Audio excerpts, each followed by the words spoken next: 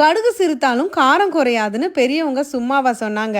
Generally கடுகு தாளிப்பு பொருளாக மட்டும்தான் நம்ம பார்க்குறோம். ஆனால் அதில் எக்கச்சக்க மருத்துவ குணங்கள் இருக்குது. நிறைய கடுகு வகைகள் இருந்தாலும் நம்ம யூஸ் பண்ணுற இந்த கருங்கடுகு தான் இருக்கிறதுலே பெஸ்ட்டுங்க. நம்ம செரிமானத்துக்கு, வயிற்றுல இருக்க பூச்சி அழிக்கிறதுக்கு, ஹார்ட் ஹெல்த்துக்கு ரொம்பவே ஹெல்ப் பண்ணுது. ஸோ இன்னைக்கு கடுகு சாதம் எப்படி பண்ணுறதுன்னு பார்க்கலாம். சட்டியில் 4 டீஸ்பூன் கடுகு, 2 டீஸ்பூன் உளுந்து கடலைப்பருப்பு, 1/2 டீஸ்பூன் சீரகம், மிளகு, 2 காஞ்ச மிளகாயை நல்லா வறுத்துக்கோங்க. கடுகு நல்லா படப்படன்னு பொரியணும். 2 கொத்து கருவேப்பிலையும் சேர்த்து வறுத்துட்டு மிக்சி ஜாரில் மாற்றிடுங்க. இப்போ 1 டீஸ்பூன் நல்லெண்ணெயில் நெல்லிக்காய் சைஸ் புளியை கிறிஸ்பியா வறுத்து அதையும் சேர்த்து மிக்சி ஜார்ல பவுடர் பண்ணிடுங்க. ஒமேகா 3 ரிச் ஃபுட் அப்படின்றது மீன்கள்ல மட்டும் இல்லைங்க, தாவர வகையான கடுகுலையுமே இருக்கு. ஸோ இப்போ கடுகு சாதம் பண்றதுக்கு சட்டில மணமான காடியா நல்லெண்ணெய் 2 கரண்டி ஊத்திக்கிட்டேன். 1 டீஸ்பூன் கடுகு, வேர்க்கடலை, 5 பல் பூண்டு, 2 காஞ்ச மிளகாய், கருவேப்பிலை சேர்த்து வறுத்துக்கோங்க.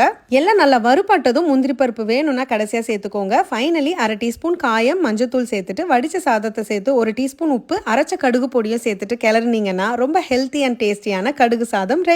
அப்படியே கிளறும் போது மறக்காம ஸ்டவ்வோட சமைக்கும் போது கொஞ்சம் லவ்வோட சமைச்சிங்கன்னா சுமாரா இருக்கிற சமையல் கூட சூப்பரா இருக்கும்.